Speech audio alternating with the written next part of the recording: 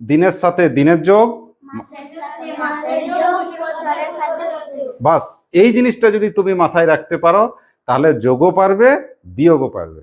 ঠিক তো? চলো যোগ করি। প্রথমে দেখো যোগ আছে, যোগ থাকার সময় নিশ্চিন্ত মনে যোগ করবে বলেছি। যোগ করো। 1 আর 0 যোগ দিলে কত হয়? 1। খুব সুন্দর। আচ্ছা 2 আর 1 যোগ দিলে কত হয়? 3। একটু চেষ্টা করবে তোমাদের লাইনগুলো যেন সোজা হয়। তাহলে এত কি দিন হলো? 31 দিন। বোঝা গেছে এই পর্যন্ত?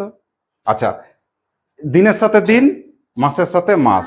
8 আর 3 যোগ করো, ভালো করে যোগ করো। না 11। 8 আর 3 কত হয়? তাহলে 11 কি লিখবো? মাস। মাস হয়ে গেল। বছরের যোগ করো। 3 আর 2 যোগ দিলে কত? 5। কত বছর হলো? 5 বছর। এবারে একটা জিনিস তোমরা মিলিয়ে দেখবে, 5 বছর এটা ঠিক আছে, 11 মাসও ঠিক আছে, 31 দিন।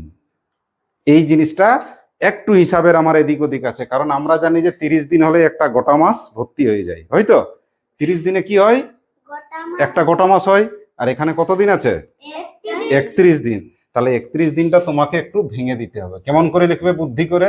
একটা 30 লিখবে আর একটা কি লিখবে? 1 লিখবে। বোঝা গেছে? 31টাকে কি করলাম? ভেঙে দিলাম। 1 ভাগে দিলাম 30, 1 ভাগে দিলাম 1। কেউ কি একবার বলবে কেন 30 লিখলাম, আমি 29 লিখলাম না কেন, বা আমি 20 লিখলাম না কেন? একদম ঠিক। এই উত্তরটা যেন তোমার সব সময় মাথায় থাকে যে 30 দিনে আমার 1 মাস সম্পূর্ণ হয়। ঠিক? সেই জন্য 30 লিখলাম। বাকি এরা যেমন আছে তেমনই লেখো। এরা কেমন আছে? এ আছে 11, কি আছে? মাস। এ কি আছে? 5 বছর। ঠিক আছে। এখন এই 30 দিনে কি হয়েছে তোমার? 1 মাস হয়েছে তো। তাহলে 1 মাস কাকে দিয়ে দিবে? মাসের ঘরে যা। 30 হয়ে যাবে না মাস হয়ে যাবে? 30 দিন হয়ে যাবে না মাস হয়ে ঢুকতে পাবে ওর ঘর?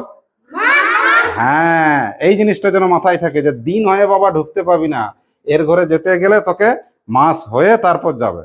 তাহলে 30 দিন কি করবে? ঠিক আছে, আমি 30 দিনে কি হব? 1 মাস হব। দিয়ে 1 মাস হয়ে কার ঘর চলে গেল? 11 ছিল আর 1 মাস ওর দলে যোগ দিয়ে দিল। এখন এরা দুজন হয়ে গেল। দেখো হয়েছে? তাহলে এর কাছে আর কত পড়ে আছে? 30 পড়ে নেই। দেখো 30 তো ওইদিকে চলে গেল 1 মাস হয়ে। 30 দিনটা কি হয়ে গেল? 1 মাস হয়েছে। তাহলে এখানে কে পড়ে আছে? 1 দিন। এবারে যাকে জিজ্ঞাসা করবো সে বলবে 5 বছর যেমন আছে। আচ্ছা এবারে আমাকে বলো 1 দিনটা 1 দিন, এটা ঠিক আছে, এই নিয়ে আমাদের কোনো অসুবিধা নেই। এবারে এটা বলো 11 মাস আর 1 মাস